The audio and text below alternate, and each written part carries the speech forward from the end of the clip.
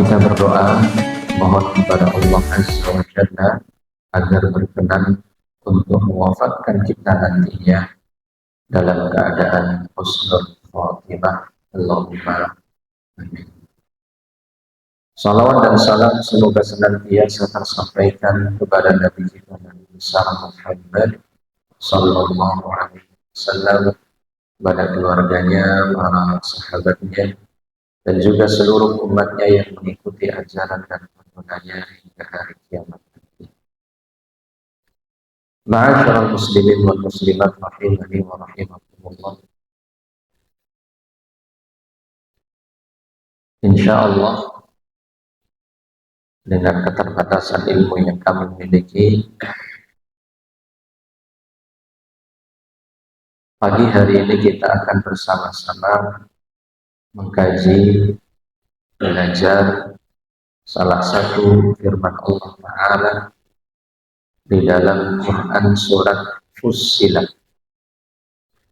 Surat apa? Fussilat. Lebih tepatnya ayat yang ke-30. Ketika kami ditanya tema kajiannya apa, Bapak Ibu sampun ngertos napa dereng? Hah? Dereng? Oh, sudah di-share ya. Tapi sing pun sepuh orang ober kekilehan. Ya, apa maning sing sibuk WA dia ngomong tua juga sokan WA. Quran surat apa? Fussilat ayat yang ke-3. Yang ketiga ditanya oleh takmir, kami menjawab apa temanya kira-kira? Dekengane pusat. Yang mana apa? Dekengane pusat. Bukan berarti saya dari pusat ya. Ini temanya. Bapak Ibu yang kami hormati rahimani wa rahimakumullah. Seandainya ada mandat perintah dari Bapak Presiden, saat ini beliau Bapak Prabowo, semoga Allah menjaga dan menambahkan hidayah kebaikan untuk beliau. Mandat perintah kepada kepala desa Bakulan, namun kok menang atau Ibu Kades, ya, semoga Allah menjaga beliau. Perintahnya adalah seluruh masyarakat desa Bakulan akan direlokasi. Direlokasi senang dipindah ke suatu tempat yang sudah disiapkan, namanya Bakulan juga, tapi teng provinsi Papua. Ribut. Siap? Apa perasaan yang muncul ketika orang tiba-tiba harus pindah? Kalau tak balik, Bapak Ibu, hinten-hinten perasaan apa yang dominan seringkali muncul pada diri orang yang harus pindah dari satu tempat ke tempat yang lain? Khawatir kali sedih. Jadi kalau yang sudah buka surat Fussilat dapat jawabannya. Nek sing urung mangke teng griya dipun bikak di Fussilat ayat 3. Jadi oli-oli ngaji gue Mbak nomo bikak Al-Qur'an surat Fussilat ayat 30 dipun renungi, dipun pelajari. Orang kalau mau pindah umumnya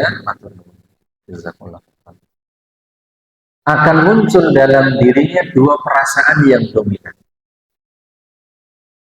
Yang pertama adalah khawatir.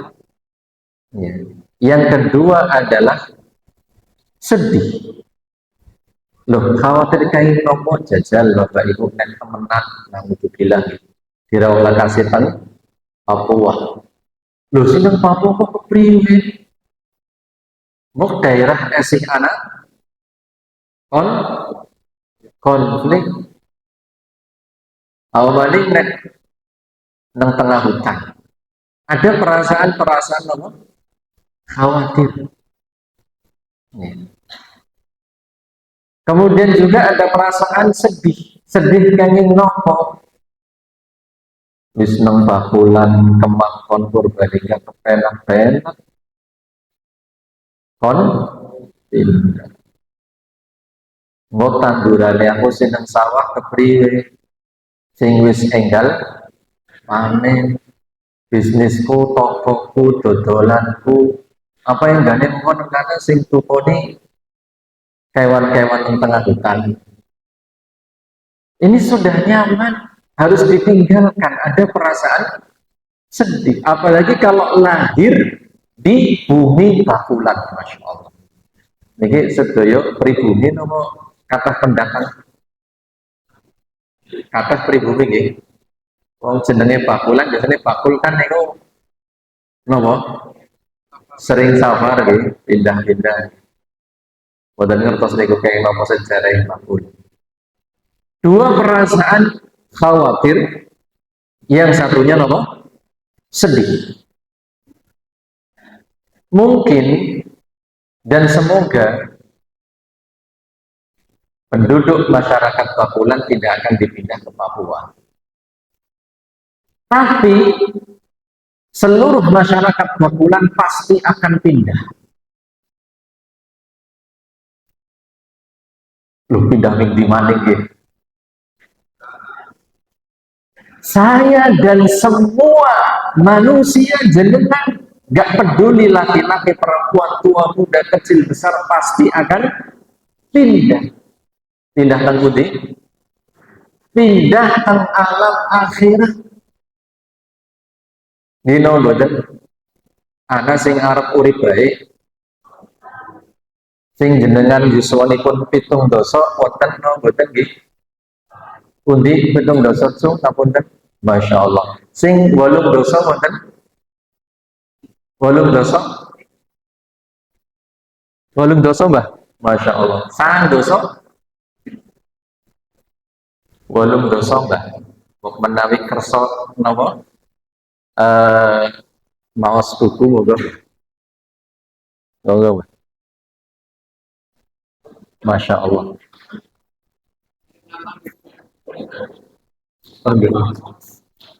Mugi-mugi paringi keberkahan umur nggih.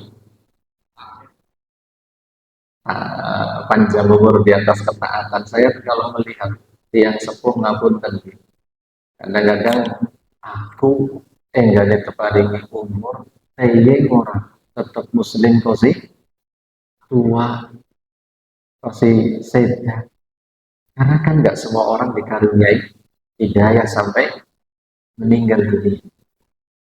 Ya. Ada kekhawatiran. Kembali ke sini, kita semua akan pindah, ya, tanpa terkecuali.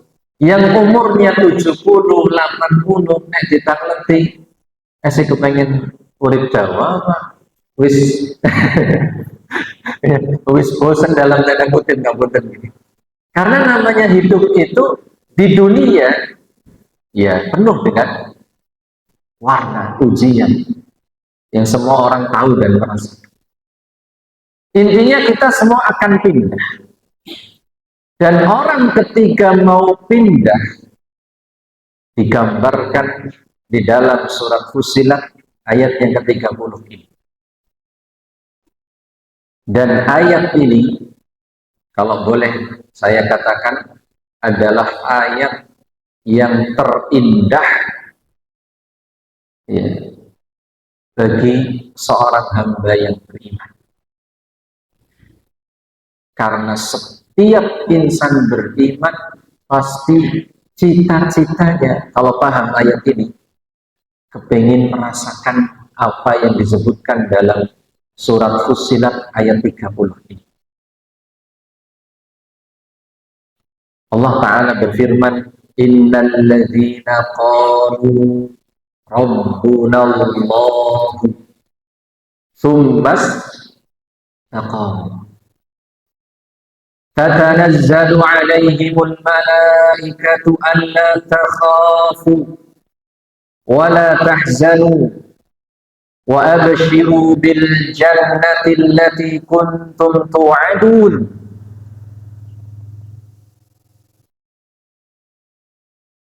Innal ladzina qalu rabbuna Allah, sesungguhnya orang-orang yang mengatakan Rabb kami Allah,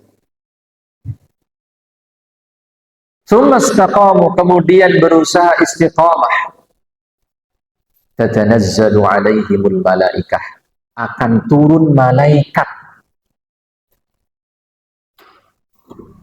ya, yang mengatakan alla takhafu wa la tahzanu, jangan takut, jangan bersedih, wa abshiru bil jannati allati kuntum tu'adun, bergembiralah dengan surga yang akan engkau dapatkan sesuai dengan janji dari Allah Subhanahu wa ta'ala.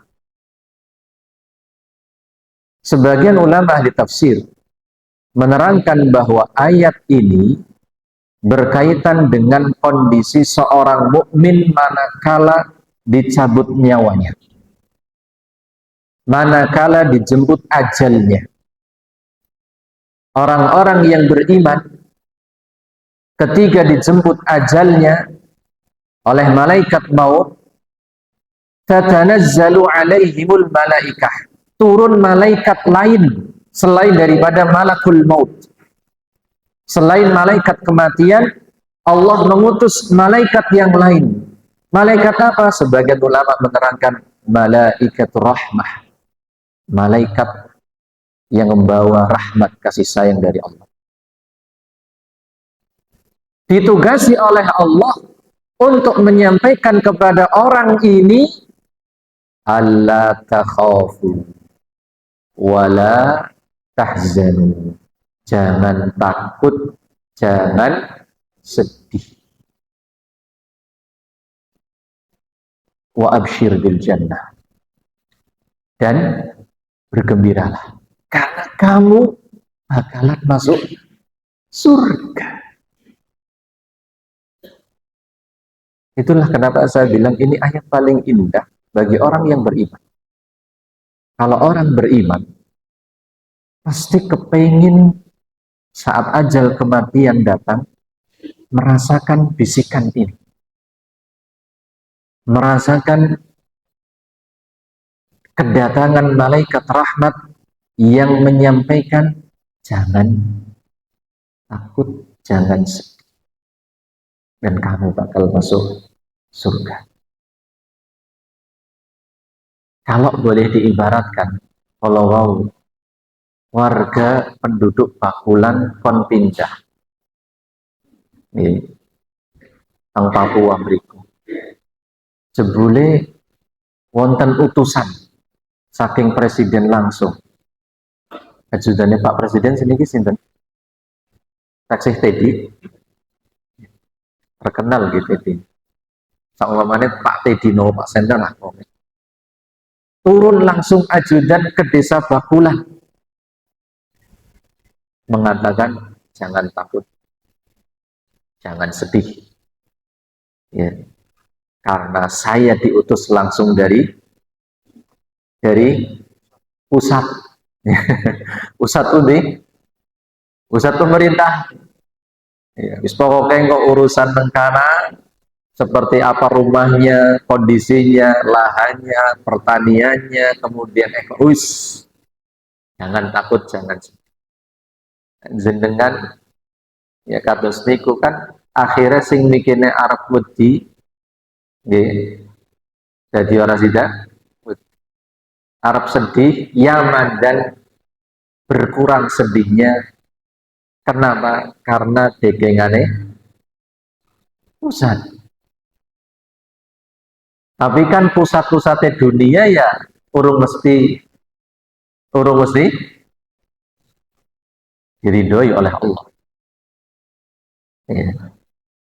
Adapun orang ini, orang yang ketiga saat ajal kematian datang, itu yang datang adalah malaikat, malaikatur rahmat, yang turun diutus oleh Allah, yang mengatakan jangan takut, jangan sedih, kamu akan dapat surga. Malaikat makhluk Allah yang mulia yang tidak pernah berbuat kemaksiatan dan dosa. La ya'sunallaha ma amarahum wa yaf'aluna ma yu'marun. Setiap apa yang Allah perintahkan pasti dikerjakan. Punya kedudukan dekat di sisi Allah. Memberitahukan kepada Anda, semoga kepada kita semuanya, Allahumma amin. Jangan takut, jangan sedih. Kamu masuk surga. Maka saat itu perasaan takut, sedih itu pun hilang, luntur. Kenapa orang yang mau pindahan ke akhirat takut? Ya jelas takut, Bapak Ibu. Pernah nggak Bapak Ibu sendirian membayangkan, merenung ketika nanti sudah wafat, meninggal dunia, masuk ke dalam kuburan, di sana sendirian, nggak ada yang menemani. Ditanya oleh malaikat mungkar nakir, oh aku siap, kan jadi pertanyaannya man robbuk, man nabiyuk, madinuk, kan istayang kabeh napa? Allah, ya, Muhammad, Islam. Nang kene istayang. Ayo mengkongger ngadepi malaikat, ya, di alam yang kita tidak tahu hakikatnya, baru kita mendengar, dan seringkali kita dengar suatu tempat, tapi begitu kita datang, apakah selalu tepat dengan informasi yang kita dapatkan? Seringkali tidak. Kita berpikir, oh, akan bisa, tapi begitu kita menghadapi malaikat dengan wujud rupa yang begitu mungkin besar, ya, mungkin bentuk aslinya kita tidak tahu secara hakikatnya, maka kita akan muncul perasaan takut. Gampangannya ngaten, jenengan kagungan motor anyar gres, medal teng kota, kelalen SIM STNK ketinggalan teng dompet griyo, jebule anak tilangan pak polisi, wonge sangar maning, kinten-kinten pripun? Dia deg-degan, motorannya apa yang gak arep di kandangaken. Kelihatannya waktu langit bisa di jalan ketemu orang gampang atau polisi, tapi begitu ngadep mana STNK dan SIM langsung gemetar dan terbata-bata. Punten ketilangan negeri karena takut. Itu baru alam barzakh, belum ketika nanti kita dibangkitkan bersama dengan seluruh manusia yang kita tidak tahu berapa triliun manusia semenjak Nabi Adam sampai kelak hari kiamat. Melihat kondisi sekian manusia. Bahkan saking mengerikannya kondisi tersebut, Rasulullah mengatakan, membawakan firman Allah Ta'ala dalam Quran surat Abasa, yauma yafirrul mar'u min akhi wa ummihi wa abi wa sahibatihi wa bani likulli imri'in minhum yawma idzin sya'nun yughni. Orang-orang saking ketakutannya di padang mahsyar itu lari, tidak peduli, menjauh dari bapak ibunya, tidak peduli dari saudaranya, tidak peduli dengan istrinya, nggak peduli semua. Padahal dulu katanya di dunia suami istri sehidup, ya, mati ngonggo kula tak padosi sanes sehidup. Tapi nyatanya di akhirat semuanya tidak peduli. Yang ada perasaan takut, ini saya bakalan masuk surga ataukah na'udzubillah masuk neraka. Belum nanti ketika ditimbang di mizan, ya sebelum itu ketika ditanya oleh Allah dengan dosa-dosa kita yang sangat banyak. Setelah hisab, mizan, kemudian nanti ada melewati sirat yang semua Allah Ta'ala berfirman wa in minkum illa wariduha, semua kalian semua kata Allah tanpa terkecuali akan masuk ke neraka. Loh, orang beriman masuk neraka, maka maksudnya adalah di sini warid, masuk di sini maksudnya melewati. Kita semua kalau ingin masuk surga harus melewati yang namanya sirat yang dibentangkan di atas neraka. Berbagai kondisi hari kiamat, bahkan hari kiamat yang paling cepat mendatangi masing-masing kita yaitu kematian, sakaratul maut, itu menakutkan. Tapi malaikat rahmat datang, alla takhafu, jangan takut dan jangan bersedih. Kenapa sedih? Orang yang meninggal kok sedih? Karena akan meninggalkan istrinya, suaminya, anaknya, bisnisnya, akan ditinggalkan. Ya. Jadi yang bersedih ketika ada orang meninggal itu bukan hanya yang melayat, bukan hanya keluarga yang ditinggal, yang akan meninggal dunia juga bersedih. Bersedih. Tapi malaikat datang untuk menakan alla takhafu. Alla takhafu mimma satastaqbiluna min umuril akhirah. Kata sebagian ulama tafsir. Jangan takut dengan apapun yang akan engkau hadapi di negeri akhirat nanti. Kenapa? Kami, kata malaikat, yang akan membackup-mu. Tekengane orang malaikat, Bapak Ibu. Orang malaikat. Makanya kalau jenengan nanti buka surat Fussilat ayat 30, lanjut ke ayat 31, di ayat 31 berbunyi apa? Nahnu awliya'ukum fil hayatid dunya wa fil akhirah. Kami, kata para malaikat, adalah teman-teman kalian, pendukung kalian, wali-wali kalian di kehidupan dunia dan di akhirat. Di dunia dan di akhirat. Jadi di akhirat, ini para malaikat siap untuk memberikan dukungan. Jangan takut. Adapun tentang dunia, wala tahzanu, jangan sedih. Kenapa? Karena urusan dunia yang kau tinggalkan, entah itu istri, anak, suami, apapun itu bisnis, Allah yang akan menanggung. Dan kalau sudah Allah yang menjamin dan menanggung, jenengan taksih sedih napa mboten? Kudune mboten.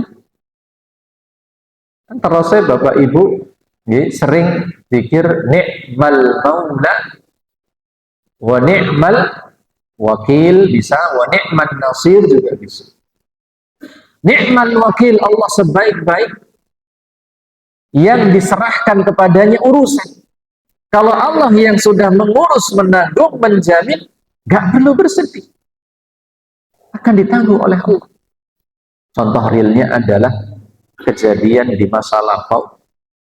Ya, Bapak Ibu mungkin pernah dengar tentang bergurunya Nabi Musa alaihissalam kepada Khadir, atau kalau orang Purbalingga bilang Khidir. Sebagian ada yang menyebut beliau adalah Nabi. Ya. Di antara pelajaran, ada berapa pelajaran yang disampaikan oleh Khadir kepada Nabi kita, Nabi Musa alaihissalam? 3. Salah satunya adalah ketika Khadir atau Khidir menegakkan bangunan yang hampir roboh. Ya, sudah ditegakkan, terus Khadir, Nabi Khadir alaihissalam berlalu begitu saja. Maka Musa bertanya, loh kok nggak minta imbalan sih? Apalagi kan kita musafir, nggak ada yang jamu. Hak kita itu dijamu oleh penduduk desa kalau kita musafir. Maka kata Khadir, hada firaqu baini wa bainik. Ini waktunya kita berpisah karena kamu sudah melanggar takon baik bahasa pinten ping telu. Ketika disingkap rahasia, kenapa kok bangunan yang meroboh itu ditegakkan oleh Khadir? Ternyata perintah Allah demi apa? Menjaga harta yang ada di bawah bangunan tersebut, yang ternyata Allah akan berikan kepada siapa? Anak yatim yang ketika hidup bapak ibunya itu soleh solihah. Ya. Sehingga Allah akan menanggung keberlangsungan hidupnya dengan cara yang Allah kehendaki. Sehingga nggak perlu bersedih kalau sudah Allah yang menang. Pungkasnya adalah ketika malaikat ini mengatakan wa absyiru bil jannah, bergembiralah jenengan bakalane mlebu surga. Sinten jajal sing ora kepengin. Nggih. Ketika meninggal dunia dapat bisikan jenengan bakal mlebu surga. Udu menungsa sing bisike nggih. Sinten? Malaikat. Siapa yang tidak ingin? Ya. Beda kasus dengan na'udzubillah orang-orang yang fasik, yang tidak beriman, orang-orang yang kafir, justru malaikat pencabut nyawa mengatakan ya ayyatuhan nafsul khabitha ukhruji ila sakhati rabbik. Wahai jiwa yang busuk, keluar kamu, dipaksa untuk keluar rohnya, keluar menuju kemarahan kemurkaan Allah Rabbmu. Beda. Kalau orang-orang yang beriman diberitahu jangan takut, jangan sedih, jenengan akan mlebu surga. Ngapunten. Niki jam 5:15. Kayaknya wis mulai pada kelasahan apa ya? Biasanya pinten jam niki? Urung jam. Masya Allah. Rong jam kuat bae. Kula sing mboten kuat ya. Biasanya itu jam pinten nih? Syuruk pun jam setengah 6 ya, insyaallah seperempat jam insyaallah cukup. Rong jam kula mikirnya dawa bang. Baik, yang penting sekarang adalah kiat, cara supaya kita mendapatkan nikmat diperdengarkan oleh malaikat alla takhafu wa la tahzan wa absyiru bil jannah. Jangan takut, jangan sedih, ya, dan Anda bakal masuk surga. Apa kiatnya? Di awal ayat surat nopo niki? Fussilat ayat pinten 30. Kula nyuwun nggih Bapak Ibu mangke dipun pirsani teng griya Qur'ane dipun bikak, dipun renungi. Nih. Allah Ta'ala berfirman innal ladzina qalu rabbunallahu tsumma istaqamu. Berarti ada dua kiat utama cara agar husnul khotimah, didatangi malaikat rahmat, diberi kabar gembira berupa surga. Yang pertama, qalu rabbunallah, orang yang mengatakan Rabbku Allah. Yang kedua, istaqamu, napa? Istiqamah. Kita bahas yang pertama dulu. Qalu rabbunallah, orang yang mengatakan Rabbku Allah, Tuhanku Allah. Kalau tanglet Bapak Ibu, apakah setiap orang yang mengatakan Rabbku, Tuhanku Allah pasti masuk surga?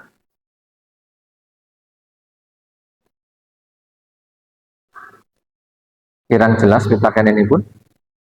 Apakah setiap orang yang mengatakan Rabbku, Tuhanku Allah pasti masuk surga? Insya Allah. Kenapa belum? Pasti. Insya Allah karena beriman. Baik. Pertanyaan lagi.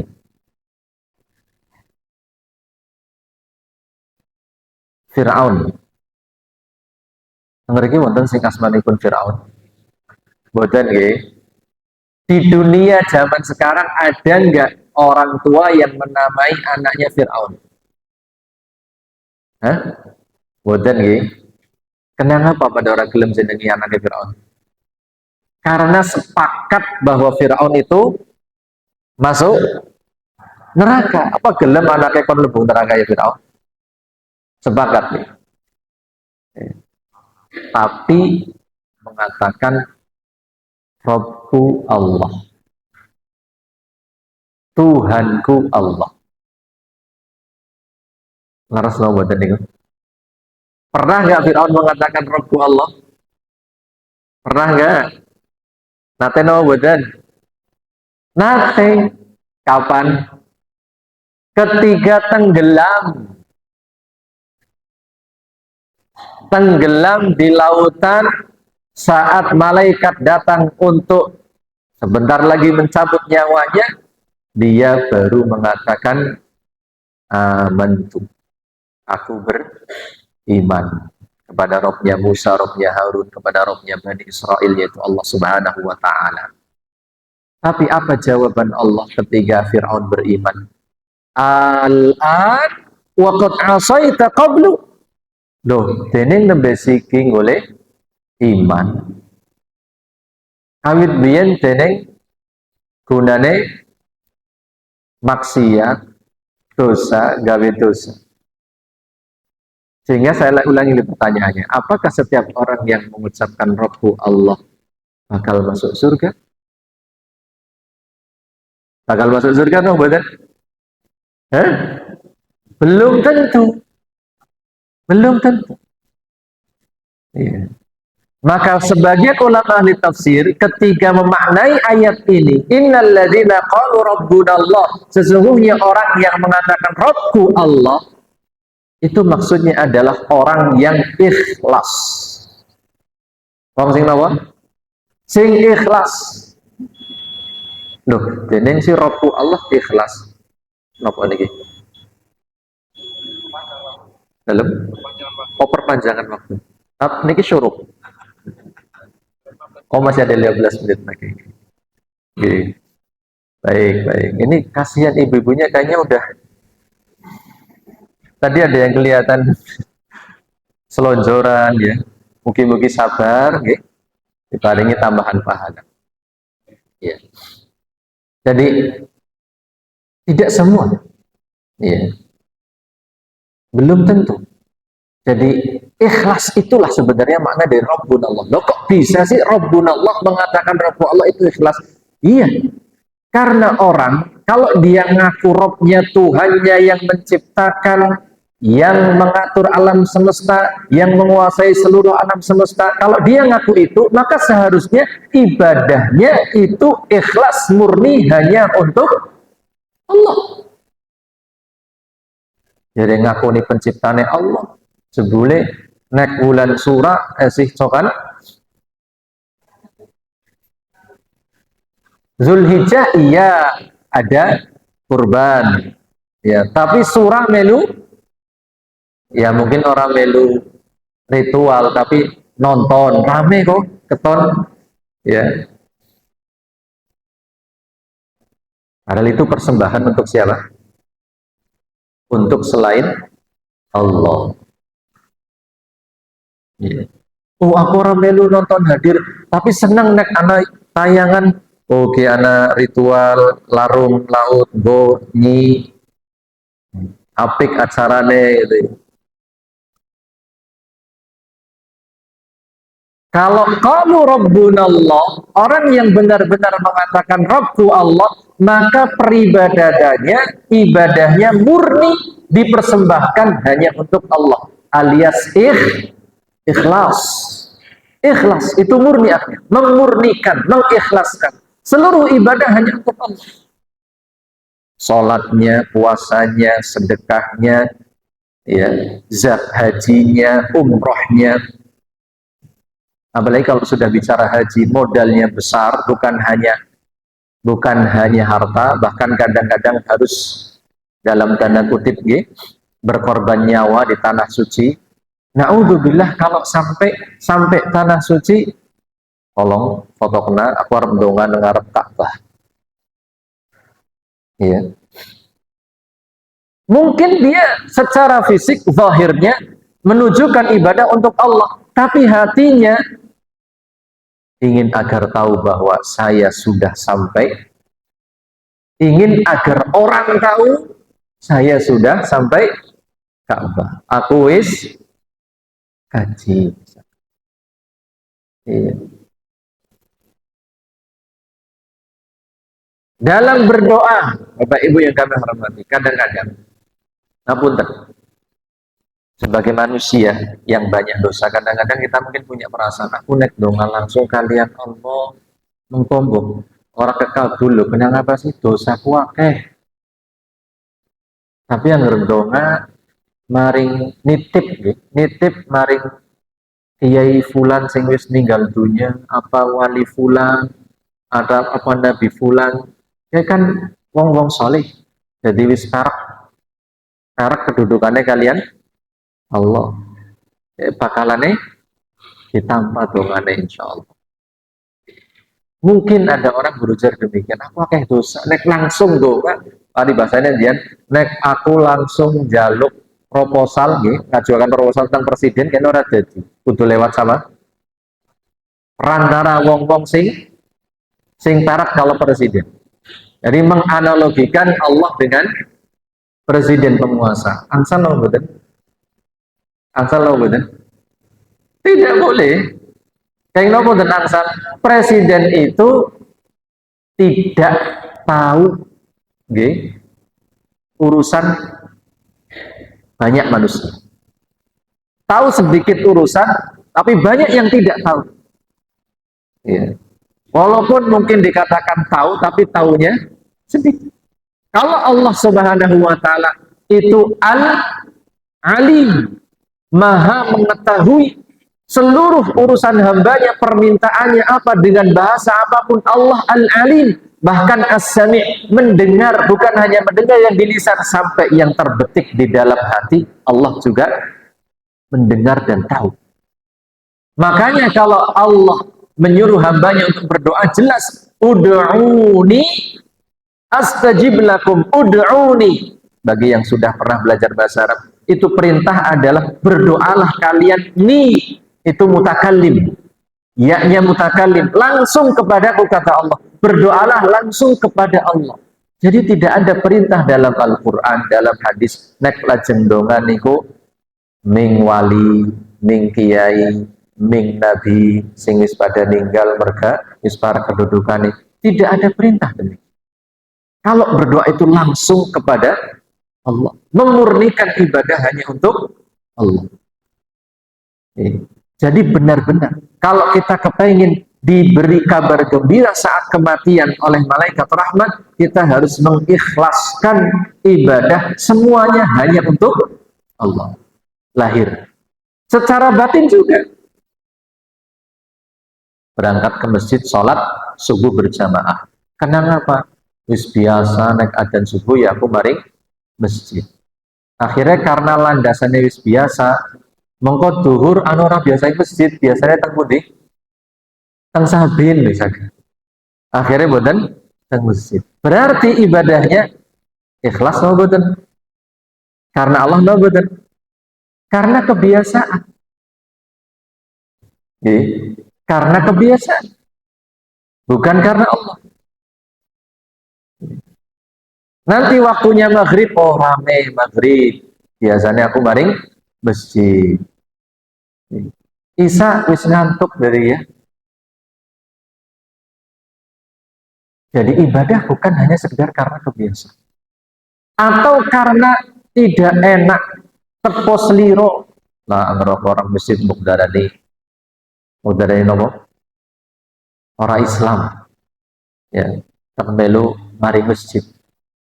Bukan hanya, tapi benar-benar ketika melangkahkan kaki ke masjid, terbetik dalam benak kita bahwa setiap langkah yang diarahkan menuju masjid Allah, satunya untuk meninggikan derajat, yang lainnya untuk menggugurkan dosa-dosa. Berharap agar Allah Ta'ala mengampuni kesalahan dosa kita manakala kita bersimpuh mendirikan sholat. Atau terkadang mungkin ada perasaan yang muncul, ya, oh, Bapak Fulan, Masya Allah, itu orang solih, Ibu Fulana, solihah, makanya rajin ning masjid. Akhirnya golek masjid, naik aku orang masjid mau ngomong, malah kredibilitasnya turun. Ya. Wis darani wong soleh ke orang maring masjid. Jadi maring masjidnya merga ben angsal label napa orang soleh, tokoh agama, alim, ahli ibadah. Maka ini belum ikhlas. Usikum wa iya. Yang kedua, istiqomah. Istiqomah. Istiqomah artinya apa? Konsisten, normal, lurus, lempeng, terus menerus, continue. Ternyata ada sebuah penafsiran sebagian ulama yang unik, tapi masya Allah, ini sebenarnya justru menurut saya wallah yang terbaik. Istiqomah, sebagian ulama ahli tafsir menyebutkan makna dari istiqomah dalam ayat ini, surat nomor Fusilat ayat 30, artinya adalah mutaba'ah. Istiqomah artinya apa? Mutaba'ah. Mutaba'ah sih apa? Mutaba'ah menika madhep mantep ya, derek pitedahipun Kanjeng Rasul Muhammad sallallahu alaihi wasallam. Itu mutaba'ah. Benar-benar berusaha mengikuti, mencocoki apa yang diajarkan, diperintahkan, dicontohkan, ditunjukkan oleh Nabi kita Muhammad sallallahu alaihi wasallam. Lho sih dene kaya kuwe tafsirane. Cobi Bapak Ibu kula tanglet. Nek Bapak Ibu nggih ditangleti, sinten tiyang ingkang paling istiqomah sepanjang sejarah? Wong muslim ditakoni wong sing paling istiqomah niku sinten? Sinten? Nabi Muhammad sallallahu alaihi wasallam. Apa yang gane anak aku sing paling istiqomah, sombong teman. Aku. Kita semua kaum muslimin sepakat orang yang paling istiqomah di dalam ibadah, di dalam ketaatan, di dalam keikhlasan bahkan itu adalah Nabi kita Muhammad sallallahu alaihi wasallam. Sehingga kalau kita ingin istiqomah, kita harus selalu melihat apakah itu ibadah ketaatan ada petunjuknya dari Rasul, ada arahannya dari Rasul sallallahu alaihi wasallam, ada contohnya dari Rasul sallallahu alaihi wasallam, atau minimal dicontohkan, dikerjakan oleh para sahabat yang langsung belajar kepada Rasulullah sallallahu alaihi wasallam. Karena istiqomah itu sejatinya ketika kita mengikuti, mencontoh manusia yang paling istiqomah. Nek anak kiai ustadz mengklaim ngaku-ngaku aku lebih istiqomah ketimbang Rasul, percaya jenengan? Nek percaya kebangetan. Jenengan sini lo agamane siapa? Ya. Kan semua kaum muslimin itu kan awal mula dakwah Islam saking sinten? Kanjeng Rasul Nabi kita Muhammad sallallahu alaihi wasallam. Maka kalau kita ingin beribadah, ditawari sebuah ritual ketaatan ibadah, coba kita perhatikan. Ada enggak dalilnya dalam Al-Qur'an? Ada enggak dalilnya dalam hadis Nabi sallallahu alaihi wasallam atau petunjuk yang dicontohkan oleh para sahabat radhiyallahu anhum ajma'in? Lah jelas mas, apa-apa dalil, apa-apa dalil. Loh, jenengan unggal dina tadi jaluk dalil malik Allah. Surat Al-Fatihah, ihdinas siratal mustaqim. Berikan kami hidayah jalan yang lurus. Hidayah itu bahasa Arab. Padan kata sinonim hidayah itu apa? Dalil. Karena hidayah itu petunjuk, dalil juga petunjuk. Lan jenengan unggal dina jaluki dalil, kon golek dalil atas landasan amalan, apa-apa dalil, apa dalil sih kepribun, nggak konsisten. Maka Bapak Ibu yang kami hormati, kalau kita ingin diberi kabar gembira malaikat, jangan takut, jangan sedih, Anda masuk surga, kita harus memenuhi dua kriteria tadi. Yang pertama, berusaha ikhlas, ibadah secara lahir semuanya langsung dipersembahkan hanya untuk Allah. Secara batin niatnya benar-benar pahala ganjaran dari Allah, bukan karena kebiasaan, nggak enak, tepos liro, atau karena ingin ketokohan, bukan. Yang kedua adalah istiqomah alias nopo, nurut kalian pitedah petunjuk Kanjeng Rasul Shallallahu Alaihi Wasallam. Apa yang dilakukan Rasulullah kita lakukan. Apa yang tidak dikerjakan beliau tidak perlu dikerjakan.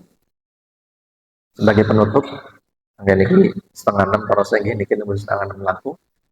Mbok, buatan sketsa karena sudah diberi tahu tadi. Sebagai penutup saya beri contoh saja nggak pun. Saumpamanipun, mungkin pun buatan. Sebelum saya berikan perumpamaan, alhamdulillah di Purbalingga khususnya Indonesia umumnya yang namanya ibadah aqiqah itu sudah menjadi hal yang mulai disadari bahwa itu sunnah ajaran Nabi Sallallahu Alaihi Wasallam. Ganu zaman aku cilik, jangankan aqiqah ya, jarang banget dong aqiqah. Sing ana nek urusan bayi niku nopo supaya selamat nopo. Ana bahasa nopo mitoni. Nek seniki isjaran wong mitoni anane mapati apa ngupati. Loh kenapa sih? Jadi anggar 4 bulan gue roh ditiupaken teng janin. Ana hadisnya ora ana. Sahih apa ora sahih? Riwayat Muslim. Ya. Bahwa di umur 4 bulan itu roh ditiupkan ke janin.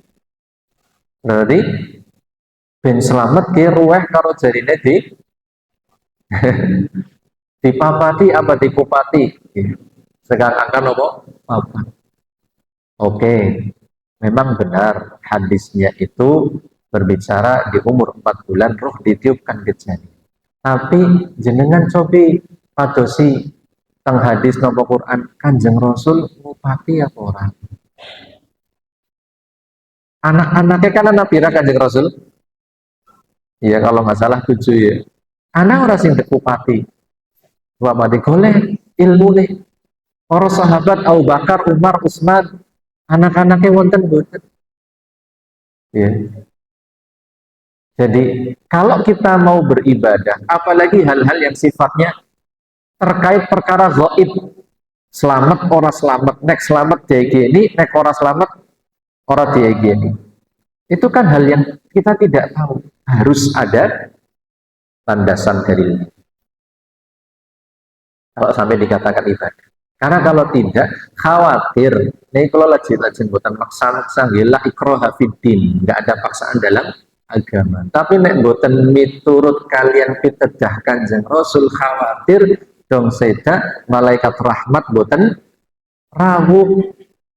Ya. Nek jenengan kepengen malaikat rahmat rawuh alla takhafu wa la tahzanu, pertama ikhlas, kaping kalih kudu ittiba, mutabaah, madep mantep kalian petunjuk sinten Kanjeng Rasul. Napa sing dilampahi, sing boten dilampahi nggih boten usah.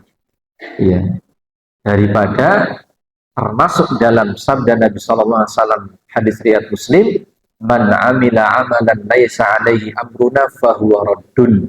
Sinten tiyange ingkang ngamal suatu amalan ananging boten enten petunjuk pitedah dalil saking Kanjeng Rasul, mongko amalanipun bahkan ditolak, bakal ditolak, boten ditampi. Kesel-kesel ngamal jebule ora ditampi. Naudzubillahi min dzalik. Makatan nika saged kawula aturaken, ini ada 2 hadiah. Pertama, pertanyaannya, sebutkan 2 kiat agar didekeng dari pusat, alias diberi kabar gembira malaikat saat wafat ajal kematian datang. Monggo. Monggo.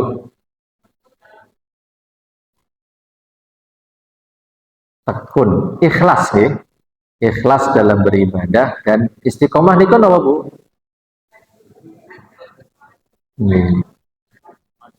Madep mantep derek pun Kanjeng Rasul niku nggih wonten napa-napa Ibu. Monggo. Niki mangke dipun pendet nggih panitia niku Ibu sinten niku teng mriki. Yang lainnya Kenapa orang yang mau pindah ke alam akhirat itu mengalami kondisi takut dan khawatir atau sedih? Jawabannya nggih. Ya wis, sing gamil mawon. Kula kali Bapak Ibu mangke niki ngaos surat nopo ayat pinten? Monggo Pak. Masya Allah, nggih Fusilat 30 monggo. Nuh jazakallah khair monggo. Niki mangke Ibu nggih teng wingking mangke niki. Pangapunten sekelepatan tindak kanu atur sing boten sketsa pangapunten kita akhiri subhanakallahumma wa bihamdika asyhadu an la ilaha illa anta astaghfiruka wa atubu ilaik. Wassalamualaikum warahmatullahi wabarakatuh.